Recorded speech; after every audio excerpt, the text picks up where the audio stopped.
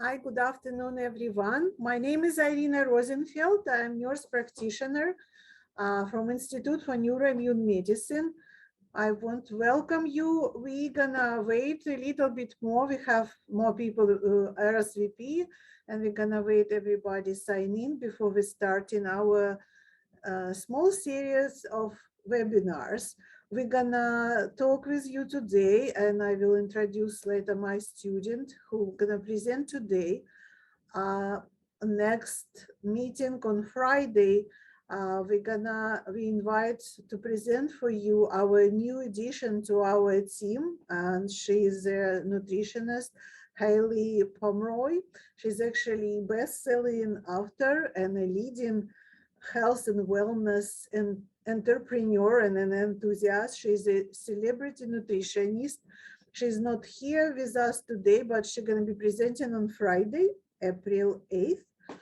And I will present, and she's going to be presenting and discussing with you healthy and unhealthy pro-inflammatory, anti-inflammatory foods very much in detail because she is an expert and a kind of star in this area. She published multiple books on metabolism revolution, on weight loss. We decide to give her opportunity to talk with you. And on next Monday, April 11, at 4 o'clock, finally, I'm gonna present a small presentation and really tailor it to patients with myalgic encephalomyelitis and chronic fatigue syndrome. And we're gonna be talking about food as medication and as a therapeutic option for chronic fatigue syndrome or any other chronic conditions. So we're gonna wait a couple more minutes. And this Marissa Swindell, she is my student. She's a student in the nutritional program. She's graduating. She's gonna be practicing nutritionist. Most of the time, she's probably gonna continue to do more research and go for her PhD. And she was organizing this lecture, and she's doing a little bit research about your knowledge in nutrition and what we need to address more. Let's just wait a couple more minutes for more people, and Marissa will start your presentation. We make our presentations not very long. We did it a couple years ago. We take your criticism, so we make it small, 3 presentation, but we are not very long. It will be followed by question and answers, so you can write your questions in the chat or wait until the raise your hand in the end of presentation. Okay, can you see my screen? Hope so. It changed colors a little bit, but so yeah, let's get started. So hi everyone, my name is Marissa Swindell. Like Dr. Rosenfeld said, I'm a graduate student dietitian at NSU in the nutrition program. So today's webinar is a 30-minute discussion on nutrition basics, some information on general healthful diets versus popular diets, and then followed by, like she mentioned, a 10 to 15-minute live Q&A session. So let's get started here. So today's objectives, we want to be able to develop a general understanding of human nutrition basics and general information. Want to be able to apply that information to possible dietary changes, compare popular diets with USDA recommended guidelines, and then finally, at the end, just going to kind of summarize some key recommendations that we have and that the USDA has for a general healthful diet overall. So just an overview here of human nutrition. Why is it important? Why does it matter? So nutrition is critical to health and development. Better nutrition is related to improved maternal, infant, and child health, gives you a stronger immune system, lowers the risk for illness and disease, think cardiovascular disease, diabetes, hypertension, just to name a few, and longevity. So I like to think of nutrition, or I like to kind of explain it as a ripple effect starting from a young age. So I know I mentioned better nutrition is related to improved maternal and infant and child health. But it's true, it really does start in the womb. Fast forward a little later on, we know that healthy children learn better, they can focus more. Those with better nutrition are just in general more productive. They have more energy, they sleep better or longer throughout the night. And then you kind of think of it on the other side of things. Think of malnutrition. In every form, it poses a threat to human health, which in turn just impacts all aspects of life, right? So, I mean, think of even when we have a cold or the flu, something as simple as that, it truly does impact our day to day living or simple activities that you can think of. So, it may seem a little too simple, but nutrition truly does impact everything. And that's why it's so important to kind of just get a handle on it and have good nutrition. So, nutrients are divided into two categories: macronutrients that we can see here, and micronutrients. So, macros are what our body needs in large amounts. So, we can see here, I kind of divided it into these three overlapping circles. So, carbohydrates or carbs on the left, protein in the middle, and then fat there on the right. Starting with carbohydrates on the left. So, we use carbs to mainly fuel our body.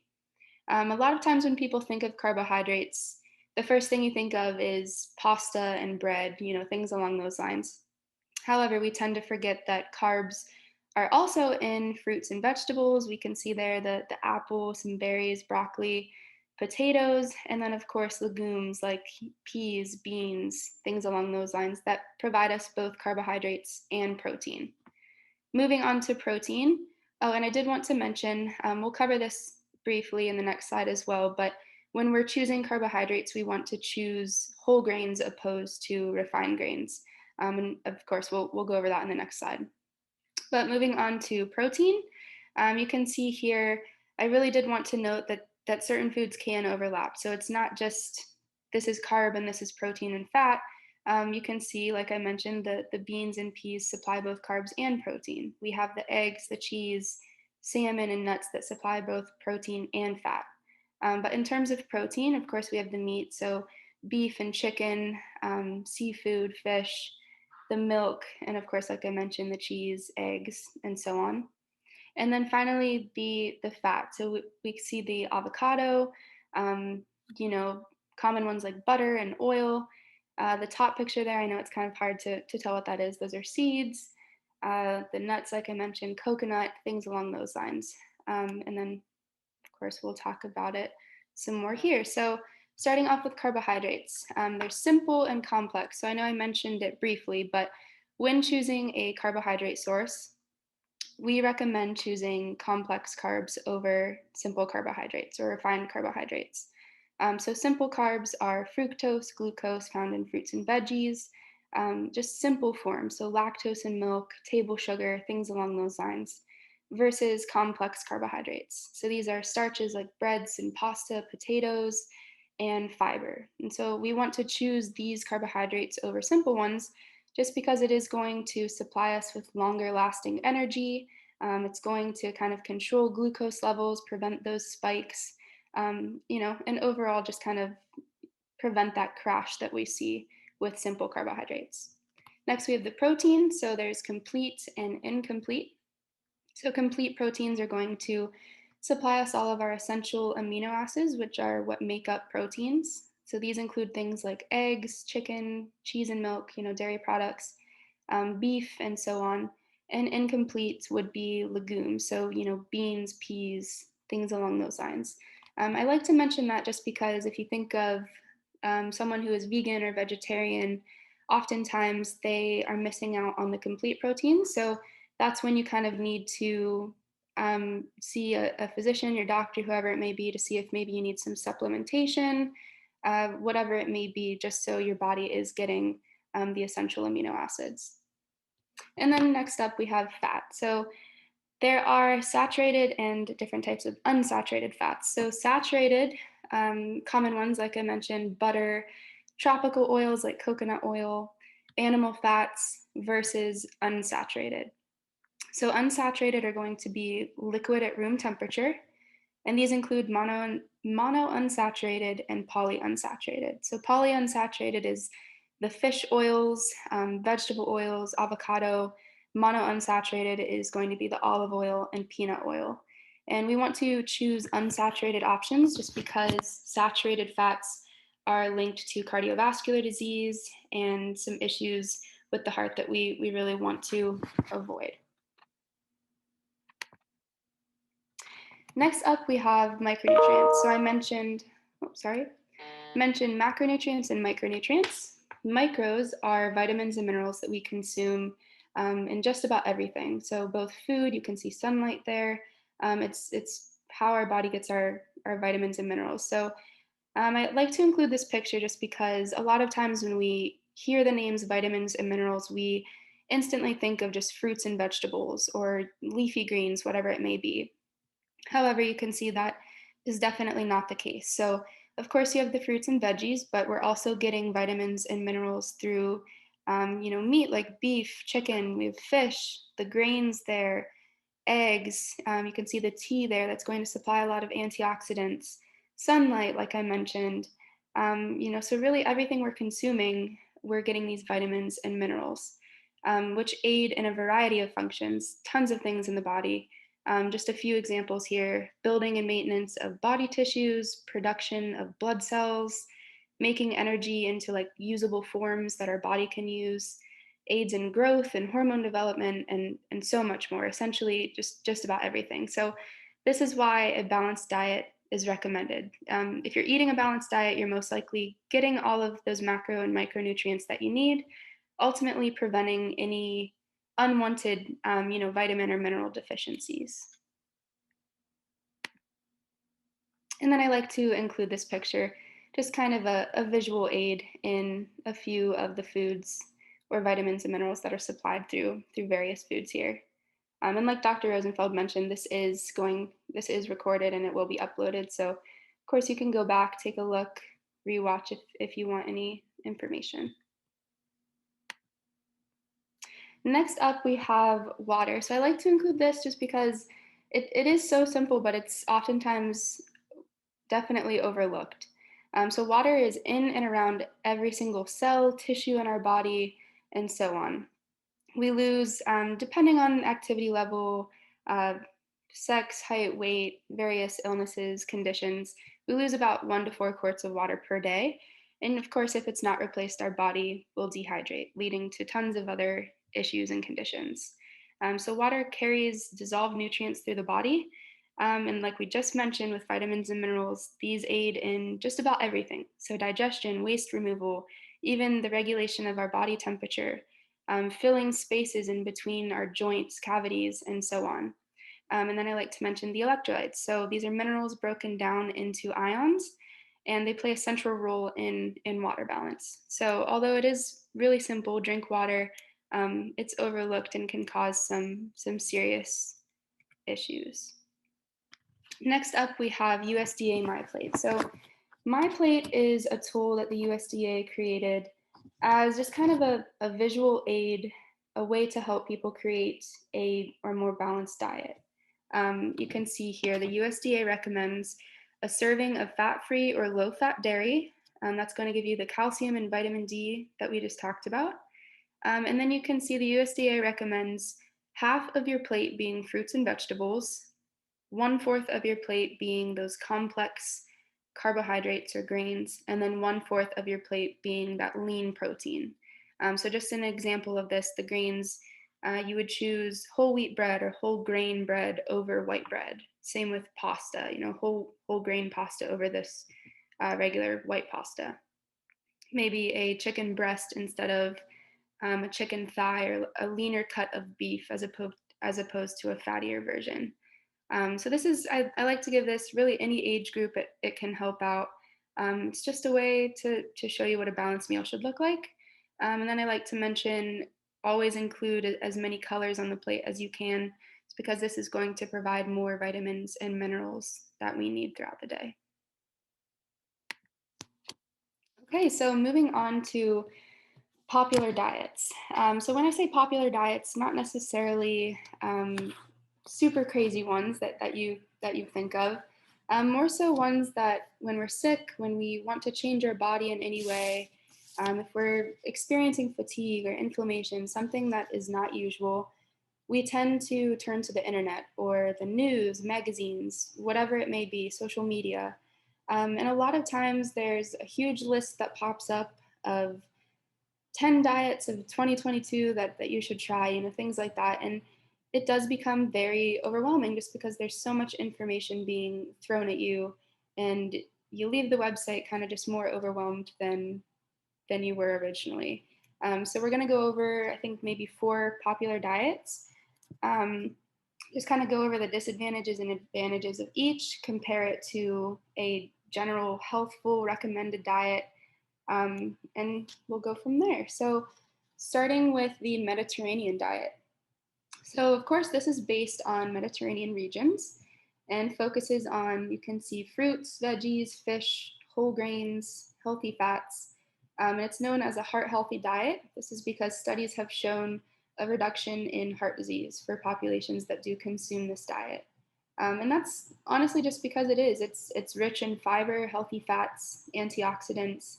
You can see there it's low in saturated fat and sodium, alcohol. Essentially, it is pretty similar to what the USDA would recommend. So limit sodium, saturated fat, and alcohol, and choose those complex carbs over the refined. Choose the lean meat and protein over fattier cuts, like we talked about. So it is pretty similar to those recommendations. However, I do like to tell people don't get too caught up in the pyramid. A lot of times when you learn about the Mediterranean diet, it does show a pyramid diagram. You can see at the top, meats and sweets, eat less often. That doesn't necessarily mean you need to avoid it at all cost, or even put it above or under the cheese, yogurt, things along those lines. It's just more of a general recommendation, guideline of what it would look like. Similarly, we have the DASH diet, which stands for Dietary Approaches to Stop Hypertension or High Blood Pressure. So a lot of times when you are diagnosed with high blood pressure or hypertension, a physician even or online is going to recommend this diet. It's pretty similar to the Mediterranean diet. It's a little more lenient. You can see the addition of the physical activity there at the bottom, but again, this is pretty similar to what the USDA would recommend and what we would recommend as a general healthful diet. So get those fruits and veggies in, choose nuts or seeds, choose low fat or fat-free dairy for that calcium and vitamin D. We want to limit sodium and saturated fats, and alcohol, of course, and choose those complex carbs that's going to supply those, the fiber, keep you fuller longer, and so on. So next up, we have the FODMAP diet. Wanted to include this just because I chose the 4 diets to include based on the Google search that I did, in terms of fatigue, inflammation, some things that we'll be talking about in the coming webinars. And so the FODMAP diet was something that consistently popped up in terms of inflammation or GI issues that can oftentimes arise from inflammation. And so what it is fermentable oligosaccharides, disaccharides, monosaccharides, and polyols. You can see there on the left, that's what it stands for. And I'm sorry. And these are just certain sugars that may cause GI stress. So this diet specifically is used for people with IBS or other similar intestinal issues. And so those sugars are what's going to be avoided. When people say that they're on the FODMAP diet or they're trying the diet, they usually mean they're on a diet low in FODMAP foods, which is, you can see there, dairy products, wheat-based products, beans and lentils, and those fruits and veggies listed there. That's not all of them, just kind of a general overview. But what it is, it's a 3-step temporary elimination diet. I really like to emphasize the word temporary there because by no means is this recommended as a long-term diet, especially for those with GI issues, mainly just because that's a really long list of foods that you would have to avoid. It's definitely not sustainable. And the main focus is trying to find what it is that's causing those intestinal issues and eliminating that, and then being able to reintroduce those other foods into your diet. So, you wouldn't have to eliminate or avoid those foods for a long period of time.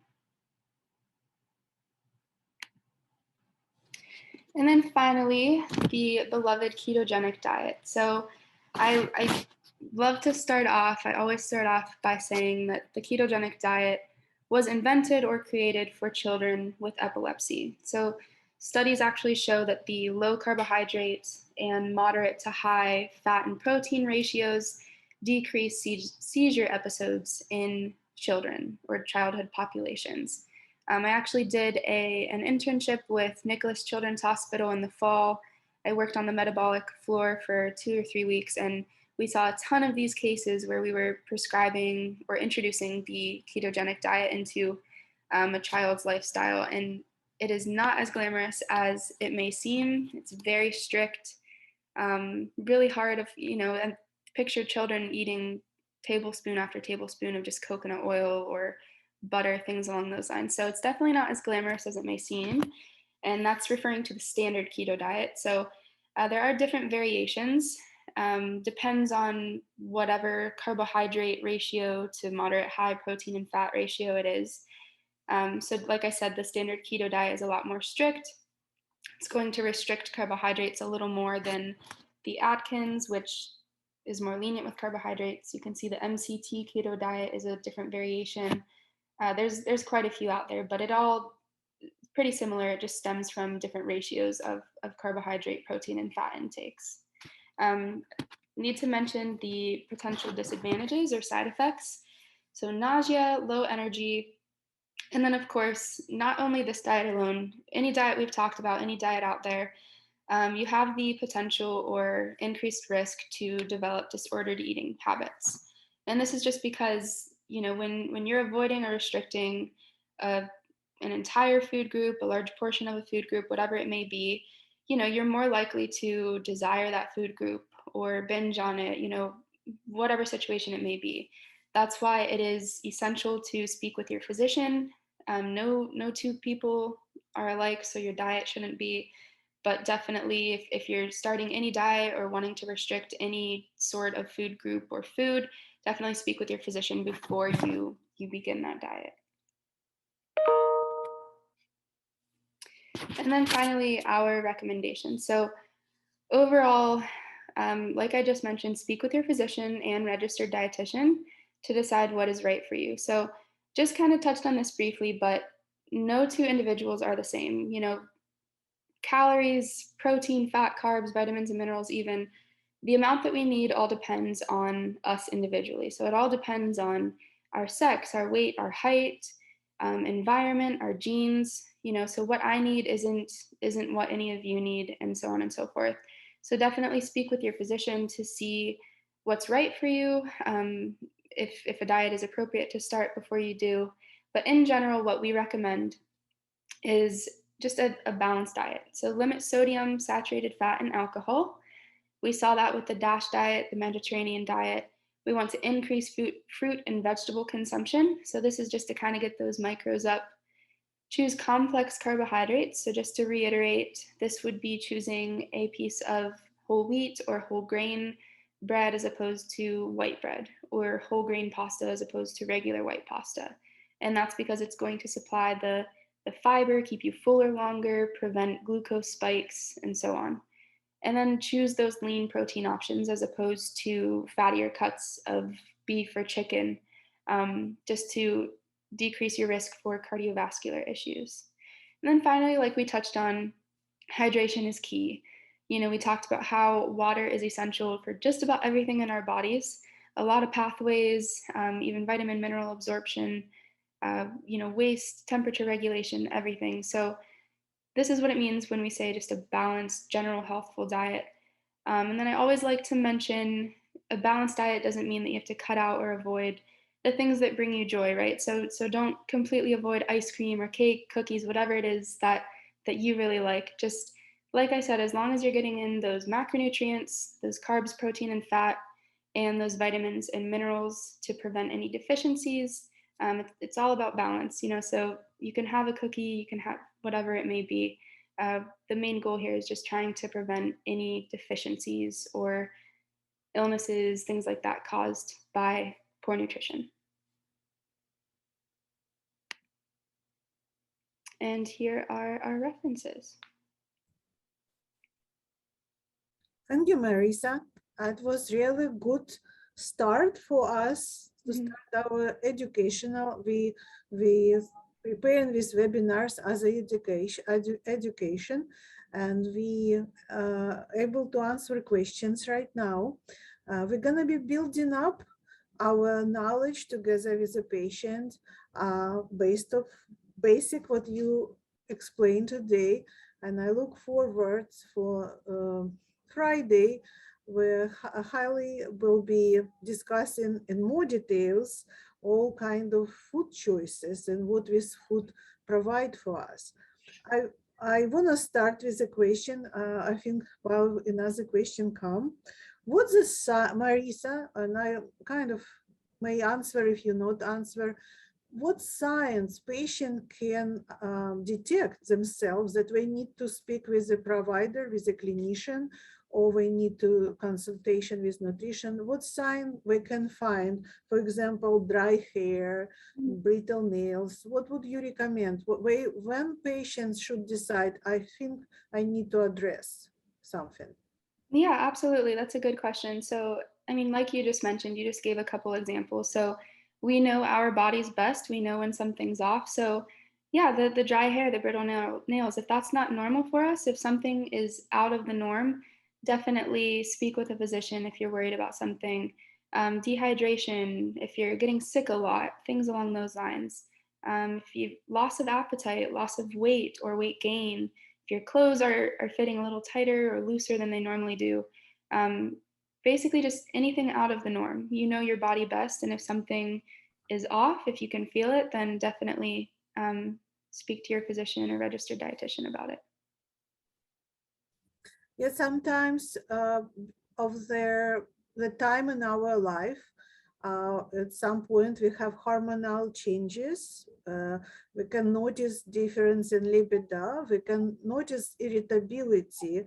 We can notice that you having some problem falling asleep, or sometimes you may be moody and a little bit weepy.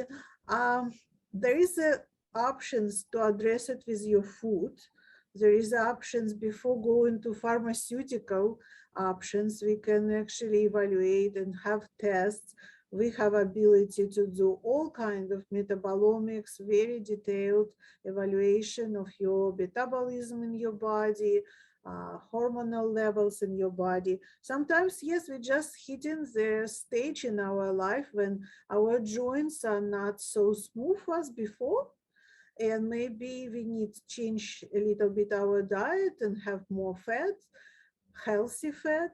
Cognition required particular, we're gonna talk about these particular symptoms and how to control the symptoms in our third webinar, but I'm just trying to see if you have any questions.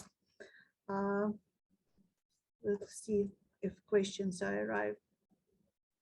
Specific food examples of complex carbs. Can I really say something really fast? The complex, I want to mention that it's sometimes we stop sugar, stop sweets, and we stop patient from fruits.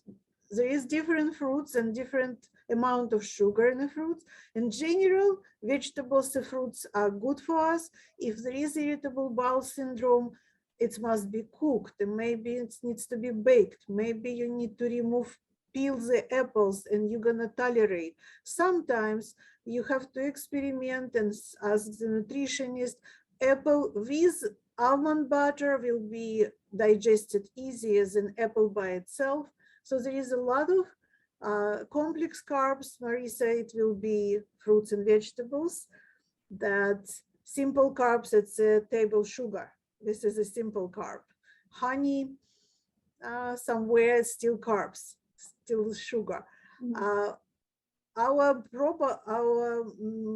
microbiome will take care about sugar from fruits. Our microbiome actually starving and needed fiber, not the fiber which goes through, it's need fiber with pectins, fibers from the fruits and vegetables, and those are complex carbohydrates which are healthy for us. Sorry, Marissa, you answer if you want. I was just typing back, but some other examples would be oats, whole grain bread, pastas, anything whole wheat, anything like that. Beans, potatoes, yeah, like you said, the fruits and veggies, things along those lines. In comparison to, yeah, honey would be a simple sugar like that. And then I also see food examples of lean protein. So that would be an easy way I explain to people. I know I mentioned this, but it would be a chicken breast as opposed to a chicken thigh, just because it does have that more animal fat on it. Same with beef, so it would be like leaner cuts of beef. Also, what else? We have plain Greek yogurt, low-fat Greek yogurt. What else? I always blank with these questions. But yeah, in terms of meat, fish is a good one. In terms of meat, just choose the leaner options. And then here's another one. How much importance should we place on food allergy testing? Sometimes the foods identified are extensive, normally considered healthy, may not cause any obvious symptoms, but limit the diet considerably. Dr. Rosenfeld, you would know more about allergy testing than I would. Allergy testing are very helpful. Sometimes it's not even allergy where a patient may develop hypersensitivity. It's a little bit different mechanism from immune system, and we can avoid it by starting with elimination diet. It doesn't mean that you have to stay forever without particular food. We have some tricks when we learn how to work around our immune system and avoid hypersensitivity reaction, but still bring you back to variety of the foods. And we have some things like rotation diet, which you probably need help with a clinician how to implement rotation diet. And it's always elimination diet, rotation diet. We want you to eat variety. We want you to have joyful, nice, the food. There is so many good emotions around food. We have family gathering, we enjoy food. We want you enjoy food, but we want not, the food shouldn't harm. And you should have a good experience after eating food. So I hope I answered. We have another 2 meetings. I won't encourage you to come back on Friday and Monday because it's going to be on Friday. We have very enthusiastic speaker, and you're gonna have more fun with thinking about food and treating food as a medication instead of pharmaceuticals, right? We have a raised hand by Rhonda. I'm gonna allow her to. Yes, you can. And if you don't want to type question, raise a hand and you can ask questions.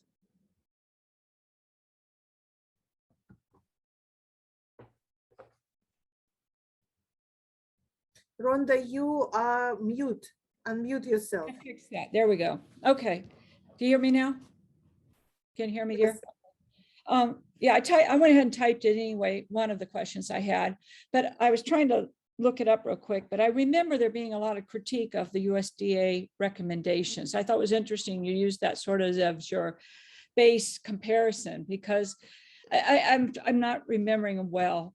I just remember hearing a lot about that. And I don't know if you have anything to say about that. Yeah, so the USDA guidelines for Americans, basically we use it just as simply because it provides advice on, general advice on what to consume in order to meet nutritional needs. And so there, for every vitamin and mineral, there's a daily recommended intake. There's upper limits or, limits that would make it toxic to us and so on. So they kind of use those levels as a way to kind of promote health, prevent disease. These guidelines are developed and written, I believe, for a professional audience, healthcare providers, and so on and so forth. So within the past 4 years, at least for me, that's the USDA is kind of what we base our education and recommendations on. I want to add that recommendation as I go through the many different degrees and study nutrition all the time, they changed. It's even parameters change completely. It was a lot of carbs on the bottom, and it was totally different pyramid. And the Mediterranean diet, we have a lot of changes. I would say some of the diet which promoted as a healthy may not necessarily healthy for everyone. Ketogenic diet may be very, very not healthy for kidneys. A lot of protein, not really always healthy option, and the microbiome suffer if it doesn't get appropriate pectin and special soluble fibers from fruits and vegetables. So sometimes this is the most important, that how food prepared. So you may not allow to eat raw vegetables because patient can have irritable bowel syndrome. It doesn't mean that patient cannot eat baked apples, apple sauce, or have some fruits and vegetables, again, boiled, baked, some kind of grilled, and it's maybe tolerated. I want to come back to that question. I read the question again about testing. Sometimes this generalization as a healthy food, and I will talk with my own experience with my patient.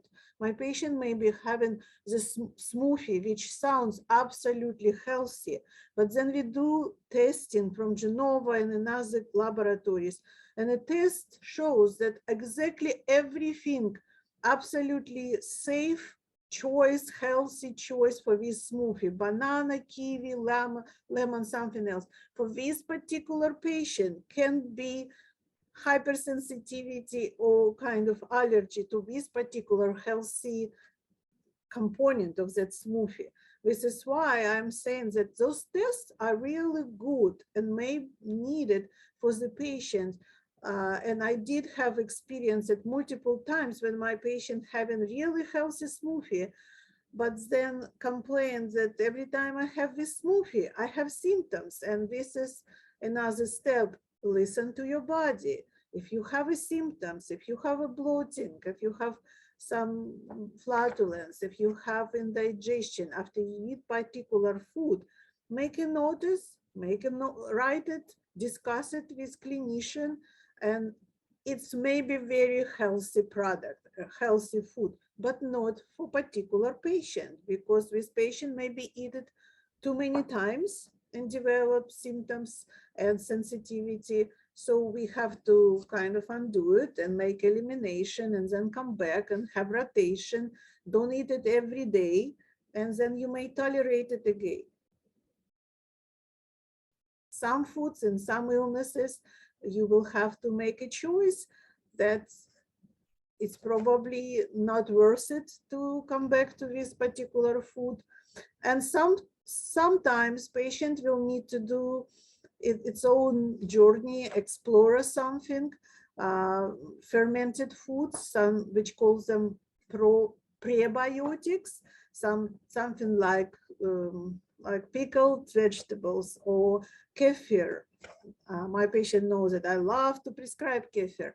And the kefir not necessarily needs to be milk-based. It's maybe coconut kefir. It can be made out of different products. Sometimes it's a sauerkraut or kombucha. This is a prebiotics, which is what your microbiome actually wants you to have to improve digestion.